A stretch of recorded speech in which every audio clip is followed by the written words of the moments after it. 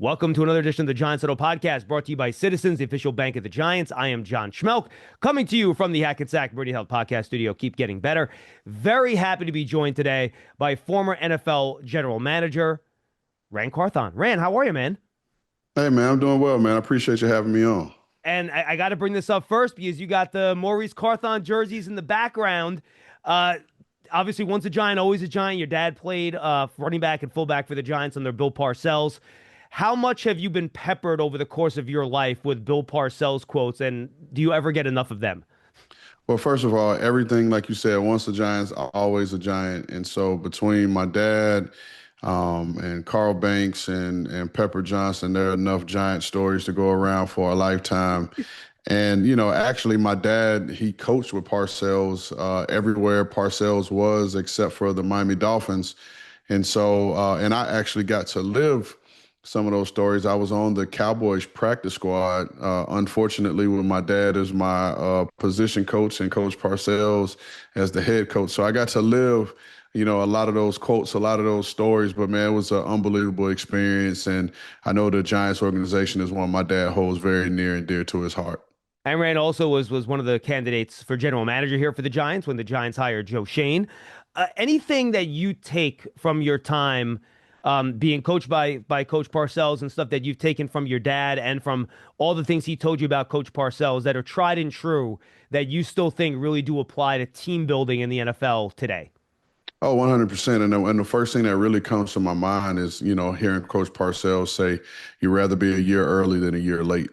And, and that leads you to sometimes having to make tough decisions and tough and unpopular decisions. But, in a year's time, you see that those decisions that you made kind of came to fruition and ended up being, good decisions that were made. So learned a lot. There was a point in my career when I was, it started when I was in St. Louis. I got my first director's job where I would just call Coach Parcells. I would put my AirPods in or earbuds, whatever they were called at that time, and I just let him talk. And I'd sit there, I have the tape rolling, and I have my notebook out, and I'm just taking notes, writing down a lot of information and a lot of things that I was doing, a lot of ideas that I had to implement in the departments I was working in. I would run by Coach Parcells and allow him to see them first and get his thoughts. And he would let me know if he would use them, or if he was like, hey, if I was still in it, I wouldn't pay attention to this. You should probably look into that. So a lot of my life, a lot of my football life is either directly or indirectly tied to things that both my father or I have learned from Coach Parcells. And I think you talk about rather be a year too early than too late. We've seen Bill Belichick certainly implement that in the way he works in New England, I think, too, which obviously comes from that Parcells tree. You mentioned your time working as a director. You eventually did a lot of your work in San Francisco before you moved on to Tennessee, be the GM there. The 49ers have been able to put together really sustained success, Ran, over the course of the last decade or so. What is it about their program and Kyle Shanahan that you think has really allowed them to have the type of sustained success that they've had? Everyone is in lockstep, and you hear it a lot. And I mean, if you want to call a spade, a lot of times it's BS. When you hear people say that they want a collaborative process and everyone wants it, but then there comes a time where people want, individual success and recognition behind it. And that isn't conducive to having a collaborative process, because if you're being collaborative, you don't care who gets the credit. You just want the process done correctly and get the work done. And so in San Francisco, John Lynch, Kyle Shanahan, the biggest thing I learned about, working with those two guys was just seeing how in unison they were. And then those two guys, your two top leaders of your franchise, are in lockstep. It forces everyone else to be in lockstep. And Kyle made our job as scouts easy. We knew exactly what we were looking for in all three phases: offense, defense, special teams. We spent so much time together as staffs, as the scouting staff, the coaching staff, that a lot of these coaches from a scout perspective become your lifelong friends. And I was just recently there covering their training camp practice, and you would have thought that I was a 49er great, like my name was Roger Craig or, Tom Rathman, Jerry Rice, because just the relationships that you have in that building, and to still, even as a media person now, to be able to walk through those halls and still feel like I was at home. A lot of that is based off of the how John and Kyle have built this thing, and like you said, they've had sustained success, and multiple NFC championships, multiple Super Bowl appearances, and it seems like every year they just retool and go right along. And so again, to take it to bring your question home, it's really about having two men who are selfless and who really believe in the collaborative process and not to just be lip service. Now, I got to imagine having that collaborative process, understanding what the coaches want, working with the coaches to put your larger summer roster together makes the process that all the NFL teams are going through right now. This is airing on Monday, the 25th. We're recording it on Thursday, the 21st.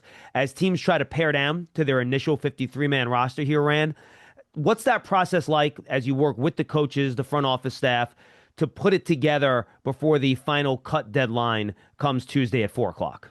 I mean, it's very tedious. It's a little harder than the viewing public may see, because everyone is involved. But obviously, the final decision comes down to the GM and the head coach, and sometimes the owner, just based off of a myriad of circumstances. But you kind of go in knowing certain positions are set. People wouldn't like for me to say that, but they are what they are. And then some of those positions are set because how many you're carrying at each position. And sometimes you have to factor in the previous year injuries, and saying like, hey, I know there was a time in San Francisco where we had a litany of injuries at running back. It seemed like 3 consecutive years we would lose backs.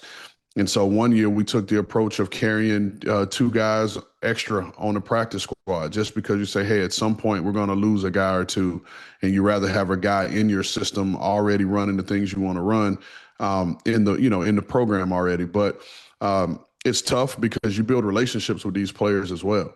And so now it comes down to breaking down the roster, and now the process is just you play your last preseason game, and it's a big dump of just, you go from 90 to 53. And kind of the process you typically want to do, because you have the 16-man practice squad that you have to sign people to, you generally want to get the guy, make the cuts early after the first preseason game, where it's typically the guys that you're not going to bring back. And so you kind of stagger it, the first initial cuts, whether it's, let's just say 5 to 10 guys are typically the guys that you're probably not going to bring back. The next cut would typically be some of the guys that there's a possibility that you could keep, based off of when you cut that final group. The final group is typically the guys you want back on the practice squad, or if you're trying to use some roster flexibility to move some guys through the IR, you may cut some vets that that you'll be able to sign right back immediately. So it's a little bit of gamesmanship there in some of those spots.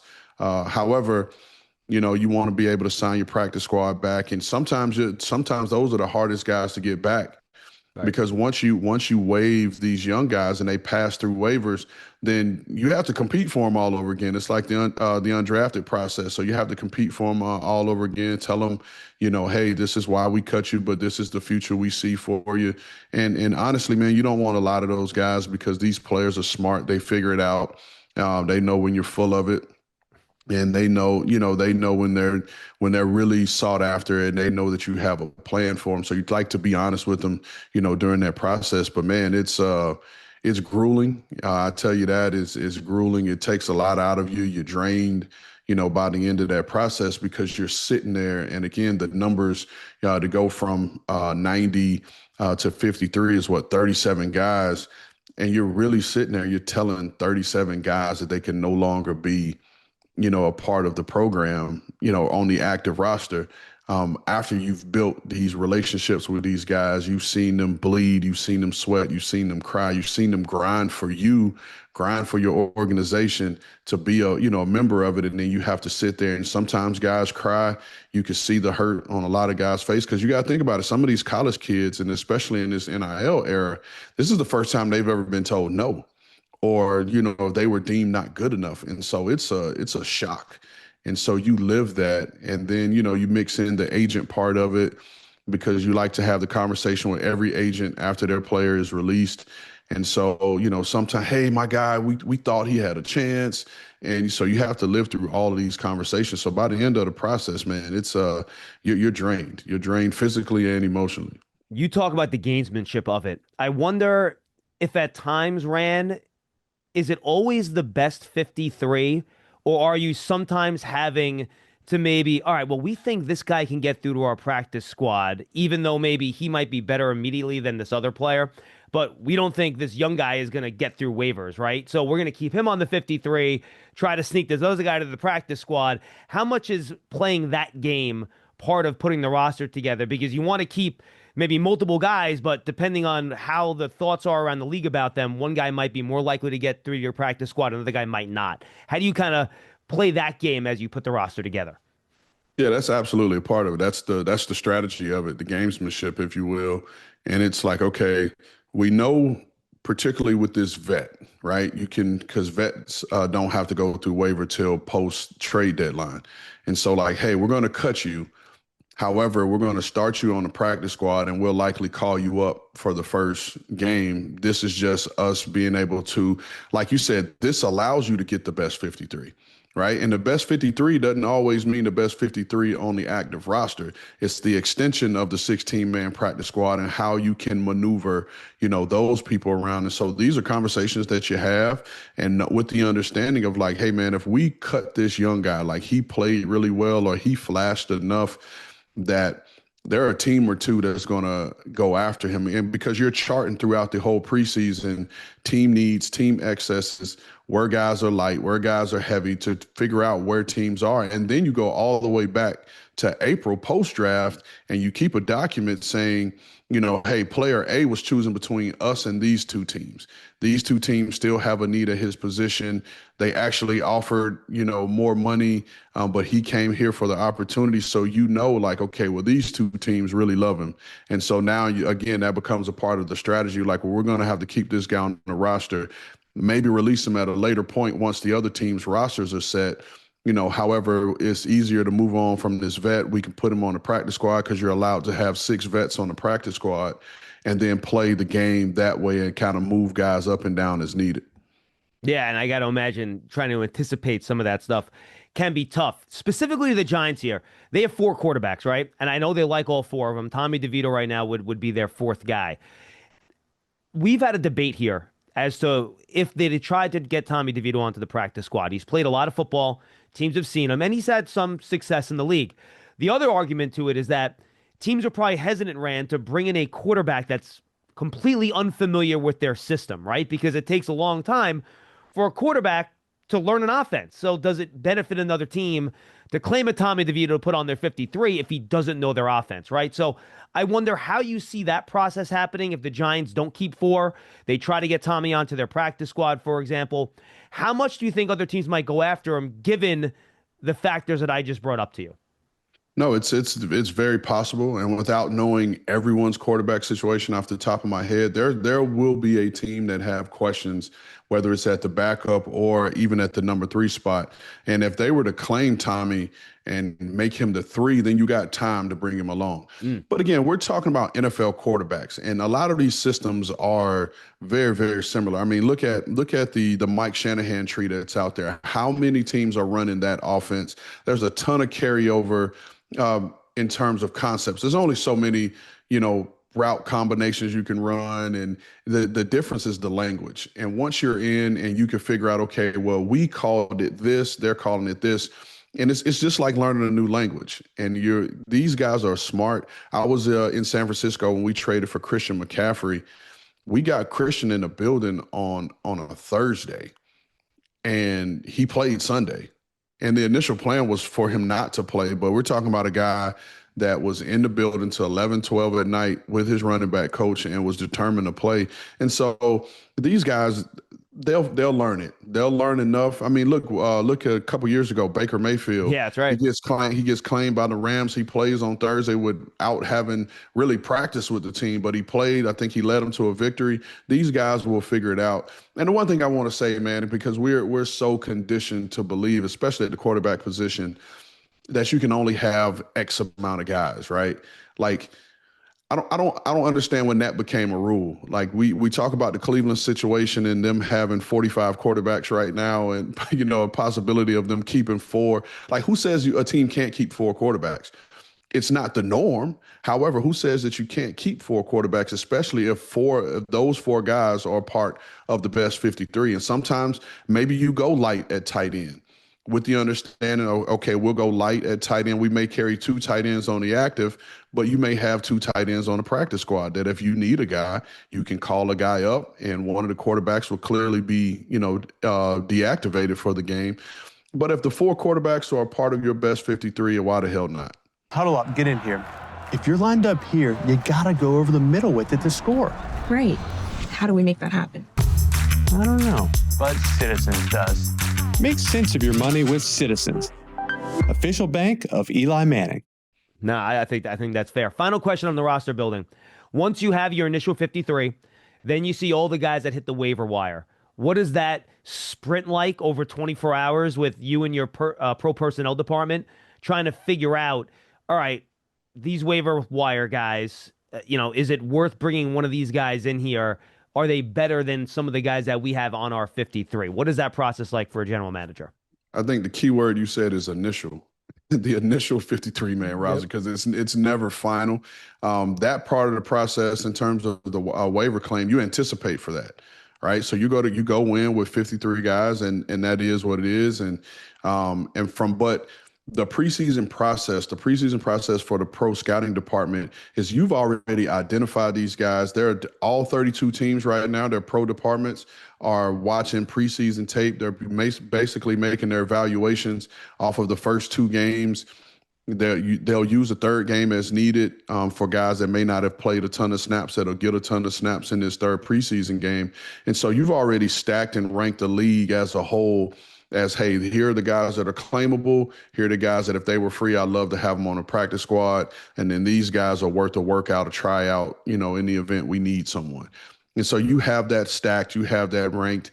And then what we would do is once the waiver wire comes out, because there's a mad dash, everyone is sitting around anticipating this waiver wire coming out. And it usually comes out probably 6 p.m., 7 p.m. And then now you're looking to see how many of your guys that you liked from the preseason process are available. If your guy that you have claimable is available, you've already watched the tape, and then now you get it into the hands of the coaches. Hey, man, look, I like John, right here. I think he can come in and compete to be our fourth receiver. I think he's better than this guy. Coach, can you watch him? Let us know what you think. Typically, in some cases, coaches get comfortable with the guys that they know. Because they've spent so much time with them. But then there are the other ones like, hey, man, I see what you see. I think this guy's definitely worth a waiver claim. And then now the GM, the head coach, the upper level management will have that conversation and go from there. Giants Huddle Podcast is brought to you by Citizens, the official bank of the Giants. From game day celebrations to your everyday financial needs, Big Blue fans can get the most out of every moment with Citizens. Learn more at citizensbank.com/Giants. Joined by former NFL general manager Ran Carthon. Ran, all right, let's talk about the Giants specifically here. What type of difference can bringing in a veteran quarterback like Russell Wilson that can vitalize a building with his energy and his positivity, and also give somebody that the rest of a very young team that has really struggled for a couple years, that have seen win Super Bowls, and to get those guys to believe in him heading into a season like this? Well, I'll tell you this, and one thing I learned sitting in the general manager seat, hope is a hell of an emotion. And having a veteran quarterback that guys have seen do it at a high level, guys have seen win, like you said, a Super Bowl, have gone to multiple Super Bowls. It gives guys hope because the signal caller, he's done it. And there's a ton of situation that he's seen that he'll be prepared for. And I will admit I am biased when it comes to Russ because, not only am I a fan, but Russ is a friend of mine. And but he's someone I think highly of because I can be objective, and Russ knows this. We've had these conversations, but Russ is the ultimate leader. He's the ultimate leader. He's the ultimate galvanizer, and he's just like you said. He's Mr. Positive Energy. That's something that he learned from Pete in all those years he spent with Pete Carroll and that program, which is driven on positivity. He brings that every single day. Every single day he's upbeat. And I even tell him, like, man, there's no way in hell that you're always this positive, always upbeat. Like, it's okay to have a bad day. But that helps. That helps, like you said, a young group of guys. But again, it gives you hope that when you're in these tough situations, you're not looking around for someone to make a play. You know that you have the right quarterback. And again, Russ has to go out and perform. Yep. That is what it is, and that's a part of the game. You have to perform, and he knows that. And I mean, hey, listen, this New York Giant crowd, they're a tough bunch. And if you don't perform, they will let you know, and rightfully so.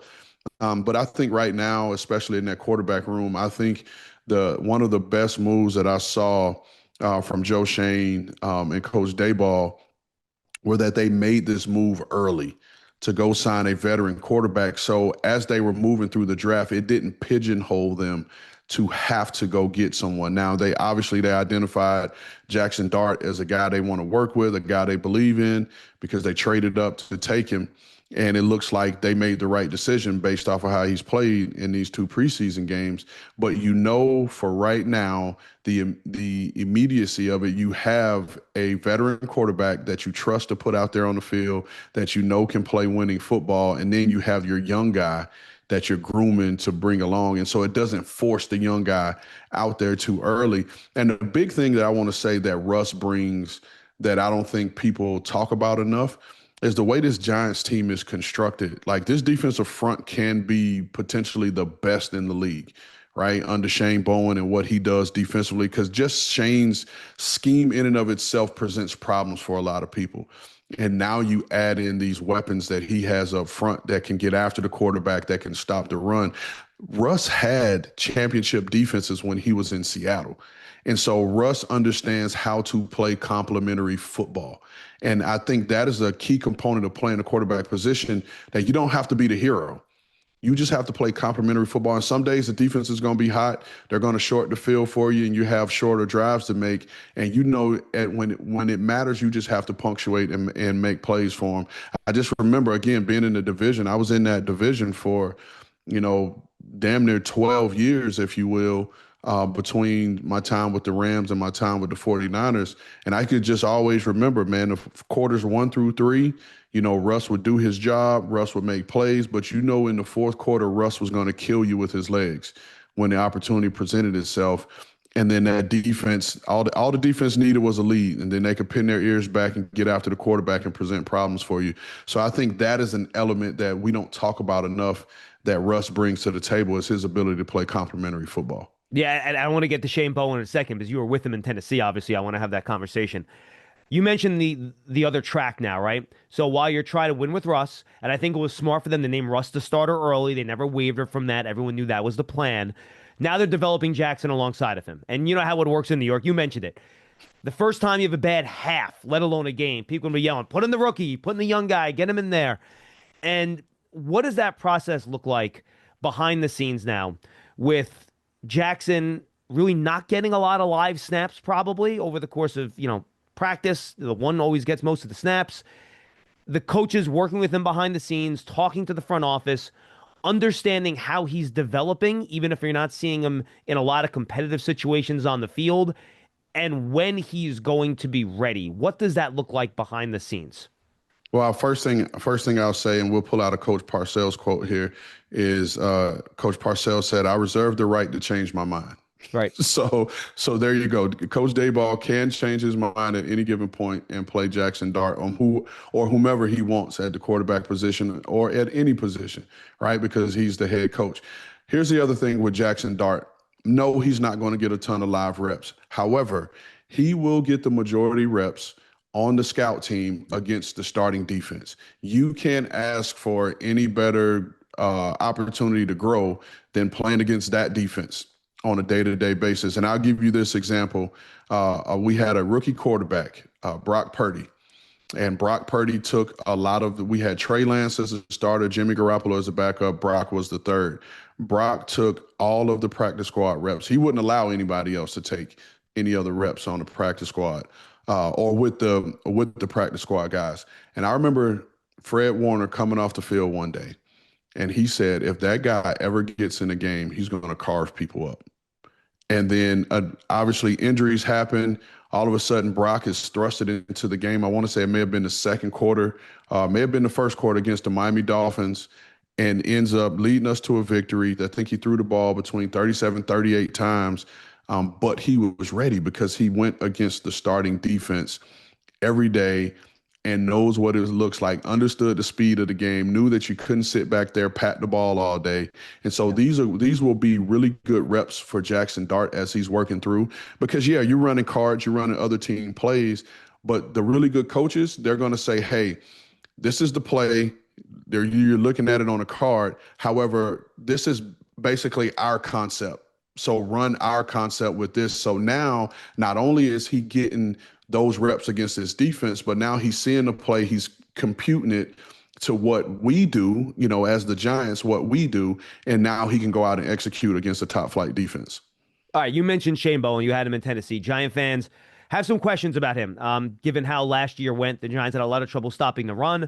They also had a very young secondary, which, as you know, Rand, can be a tough recipe sometimes in terms of preventing chunk plays. Why should Giant fans, with the talent they've put together on defense, have belief in Shane Bowen that he's going to put together a really good defensive front, as you mentioned before, and put together a good defense so Russ can go about winning kind of in the same way he did in Seattle? Well, I'll say this: I've never seen a great coach with bad players. Yeah, very good point. And so Joe Shane and his staff have, obviously they addressed a lot of secondary stuff via free agency, bringing guys in, and then you continue to address it via the draft. And so they've given him more players to have, out on the field. And then obviously injuries plays a part. There are certain guys that you just can't replace. And that's just, truth of it. God only made so many, high level guys to play football. But what I'm excited to see is how he's going to use Abdul Carter. And with Abdul Carter having the versatility, having played off the ball linebacker, and if you go back and pull up some of his Penn State stuff, they would bring other guys in off the edge. They would stand him up over the center, stand him up over the guard. We kind of call that position the spinner, because you can move them around, and he's athletic to drop in coverage and affect some throwing lanes. Like, that's where I'm excited to see, Shane, how he's going to use him. Brian Burns can be used in the same way, quite frankly. And so now you get to move these chess pieces around, and you don't have to just line guys up, on one side. Because now what are you going to do if you have Big Dexter, you have Thibodeau, you have Brian Burns, and you have Abdul Carter as your front four in some variation in a third and long situation? Who are you? First of all, you're going to slide the center to Dexter. That is what it is. You're going to try to chip with the back to one side or the other. And now you're going to leave Abdul Carter one-on-one with a guard, forcing a guard to take a tackle set, which is foreign to him, and giving an athletic guy that can bend a two-way goal. Like, good luck, right? But then, to quote a friend of mine who I work with at CBS Sports, Brian McFadden, who played corner for the Pittsburgh Steelers, he said the guys in the secondary in Pittsburgh would tell the front, hey, make it hot so we can squat. So if that pass rush can get after guys and force these quarterbacks to get the ball out quick, now the secondary can sit, they can squat, and they could jump routes and make plays. And so, again, never seen a coach with bad players, a great coach with bad players. All great coaches had great players. And so I think there's a lot, if healthy, I think there are a lot of great players in this Giants defense that can help those guys kind of change the tide. Yeah, Carl Banks, you mentioned before, always talks about figuring out a path to victory each year, right? Figuring out how, with your talent and the matchup you have, how you figure out a way to win the game. And when you have a pass rush like that, Rand, I think early last year for the Giants, when their offense was a little bit better before they had all their injuries and Andrew Thomas went out, et cetera, when they got some leads, the pass rush ate. In fact, I think through 8 weeks, they led the league in sacks. Once the offense stopped scoring, and the Giants were down 2 scores at halftime seemingly every week, well, it's kind of tough for the pass rush to get going, right? When the other team can dictate the offense and how they play because they're up 2 scores. How important is it to get the most out of this defense for the Giants offense to, at the very least, keep these games close, but obviously would be even better getting some early leads so the opposing offense can get forced into some of these passing situations? Yeah, it goes back to what I was talking about, complementary football. And that's what it comes down to.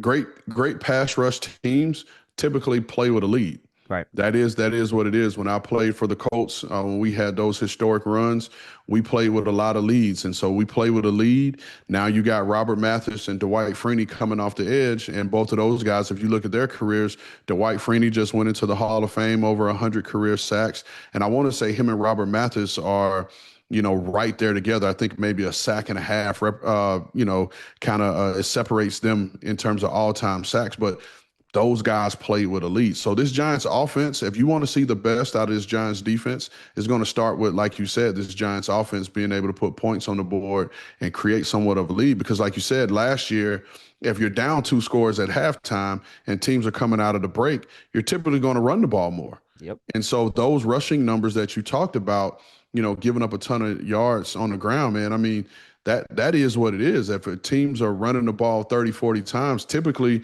there's this great misleading stat that's like teams that run the ball 40 times a game are 32-1 or whatever the number is. And it's the most misleading stat because typically those teams that get to 40 carries are teams that are playing with a lead. Yeah, people have the cause and effect reversed on that, right? Yeah.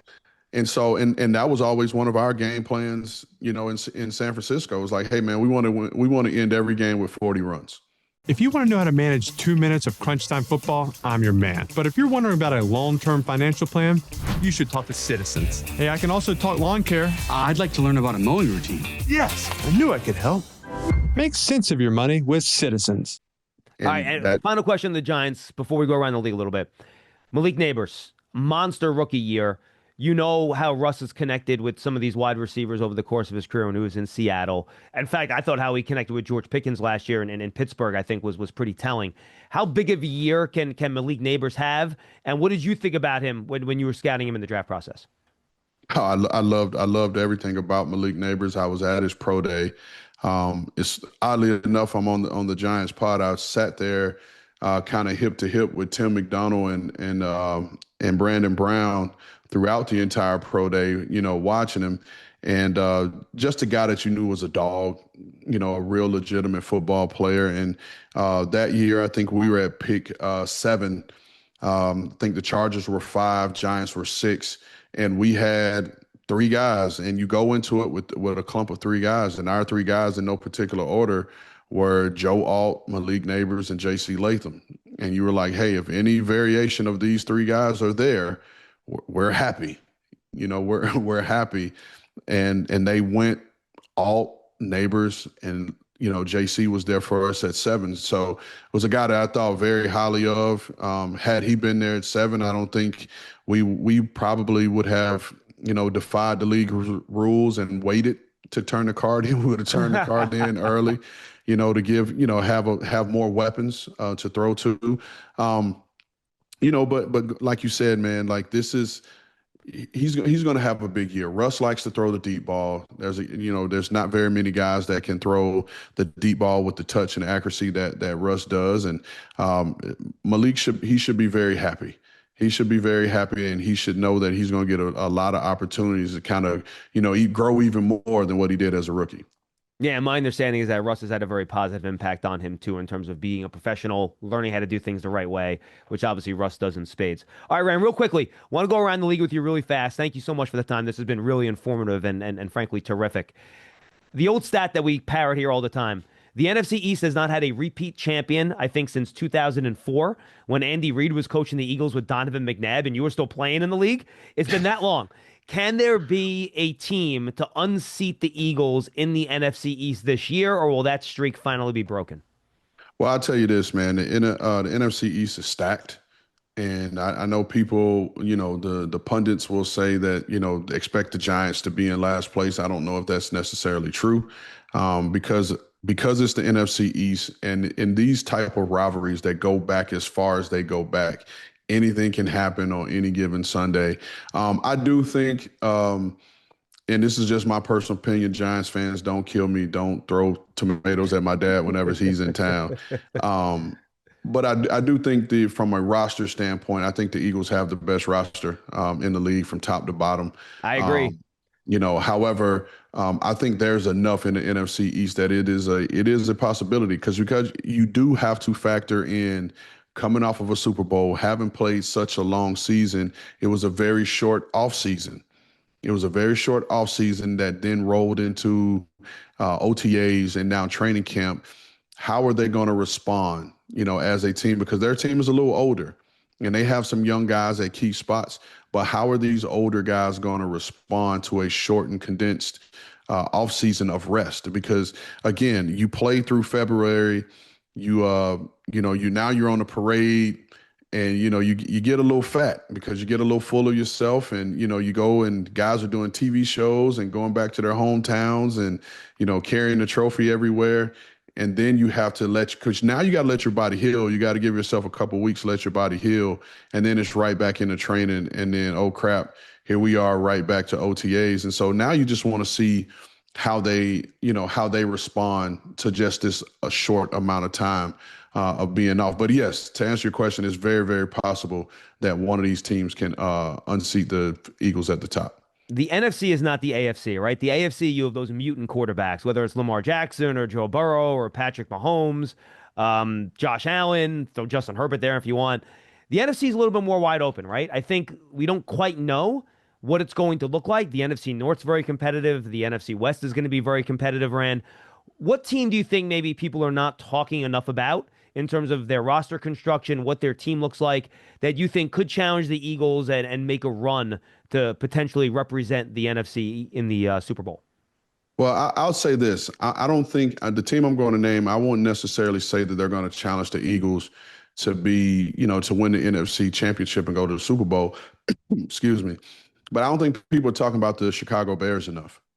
Everyone wants to, obviously Detroit, those guys, Brad Holmes, Dan Campbell, they've done a hell of a job filling out this roster. And I hate doing these things because pick your Super Bowl winner, you know what I mean? So I hate doing those things. And I actually had Detroit going to the Super Bowl representing the NFC. But I don't think people understand the way this roster has been constructed in terms of now you have Ben Johnson in there as as your head coach, who has this great offensive mind, and it fits Caleb more than when they initially had Shane Waldron in as the offensive coordinator. Caleb, if you go back and you look at his Oklahoma stuff, his USC stuff, and even back to high school, it was a spread offense. It was him and the gun. And then when he gets drafted, and Shane Waldron's offense is more old school West Coast, you're under center, playing with your back to the defense. These are things that the kid was learning through. And so now you have a guy that he's going to be able to face the defense, because Caleb has everything that you need. He just needs, the opportunity to play his style of game. And I think Ben Johnson will do that. But then the way this defense is constructed, because they've been a good defense. They were a good defense under Matt Eberflus. And then now you bring in Dennis Allen, who has been, for whatever happened with him as a head coach, he's always been considered one of the better defensive coordinators in the league. And then, again, they addressed the offensive line issue via trades. They secured the middle of the offensive line. And for me, it goes back to using this as an example of how the Saints built their offensive line when they had Sean Payton and Drew Brees. They solidified the middle of the defense for a shorter quarterback. It solidified the middle of the offensive line for a shorter quarterback, which allows them to set a firm pocket, but also allows him to step up into throws. And Caleb didn't always have that last year. And so I think they went out and they addressed a lot of their needs. But then to bring it all home, if you go and you look at the coaching staff that Ben Johnson was able to assemble, it is a very, very good coaching staff, a ton of guys that are former players, but a ton of guys who are teachers. And not just mouthpieces and rah-rah guys that are teachers, guys who have had success at their various stops. And so I don't think people are talking about them enough. In my exercise, I had them as the 7 seed coming out of the NFC. I know I pissed off some Packer fans. So be it. That is what it is. It's just my opinion. And I did it objectively, but I don't think people are talking about the Bears enough. All right. And then final question, I'll go to the AFC. Very easy to talk about the Bills or the Chiefs or the Ravens, right? They got 3 of the best quarterbacks in the league, very well coached, and they're good teams. Do you think there's another team in the AFC, if you put those 3 aside, that can challenge that group and be in the mix that maybe people similar to the NFC aren't talking about enough, in your opinion, because maybe they don't have that superstar quarterback like those three teams I mentioned? Well, again, maybe another biased opinion here, but I'm a big believer in D'Amico Ryans and the Houston Texans, and what they've done. D'Amico's running the defense, him and Matt Burke. The defense is going to play. That is what it is. They're gonna get after people. They're going to get after people up front. They have two of the better edge rushers in Daniil Hunter and Will Anderson. They're going to cause problems for people there. That is what it is. They have two of the better young corners in Kamari Lassiter and Derek Stingley Jr. They have so many versatile guys in their secondary. So I think the defense will be fine. They made some unpopular moves up front on the offensive line. That was an issue for them last year. And so we'll see how that comes together because they've moved some guys around. But I think the big thing was they brought in a new offensive coordinator this year. And in this new offense, it's given C.J. Stroud more freedom, if you will, at the line of scrimmage, which is something that he hadn't had in his previous 2 years. And so now this is the natural growth, the natural maturation of the quarterback as you give him a little bit more, in every year. And so now he's going to have more command, more of a voice in the offense to run the things that he likes. And then again, you look at their wide receiver position, they have a ton of guys there. They drafted two in the second round. You had a litany of guys. You had so many guys that they had to trade away John Mechie here earlier this week, a guy that they took in the third round a couple of years ago, because they were going to have some, and they still have tough decisions to make. I mean, they may be in a position to where they keep 6 or 7 receivers because they have so many guys. So I don't think people are talking about this Houston team enough, and it's a team that I think could challenge all of those teams, the big three. Let's call them the big three out of the AFC. Yeah, look, hopefully Joe Mixon can get back on the field. That'll help. And if he can just get the protection that he needs. I like both those Iowa State wide receivers, Higgins and Noel. I think they complement each other well. I'm with you. Look, if they can figure that out, I think they're going to be a really good team. Rand, all right, tell the folks, tell them what you're up to, what you're doing. You can promote anything you want. The floor is yours, my friend. I'm not good at promoting, but if you liked what we talked about, John and I here, please feel free to come check us out at With the First Pick podcast, myself and my host, Ryan Wilson, on our CBS Sports platform on YouTube. Please check us out. We talk all things draft. We've done summer scouting. We've broken down every position for the 2026 draft class. So you can check us out there. Other than that, I'm just a proud dad. I'm coaching 8U flag football. That's great. My son's team, so shout out to the boys. We went undefeated last year, 11-0, won the championship. I missed last week's game because I had an obligation, but we still won 16-0. So I'm excited to get back out with the boys. I'm the defensive coordinator, so I'm excited to get back out with the boys this Saturday to coach them and get this thing rolling. Ren, that's awesome. We've had Ryan on our podcast many times. Me and him chat all the time. He's a great dude. You guys put great content together over there. And we're having our first draft podcast that's coming out Friday. I talked to Bruce Feldman on his freaks list. So this is going to be a fun draft class, man. I think it's a lot of big guys up front. Like if you like big defensive ends and defensive tackles, this is going to be the draft for you, I think. Yeah, this draft class it's got some high-end guys, and Ryan and I, we actually did a show last week. So, please, actually yesterday, and we gave our top 5 guys that we like. Nice. And it was from all over.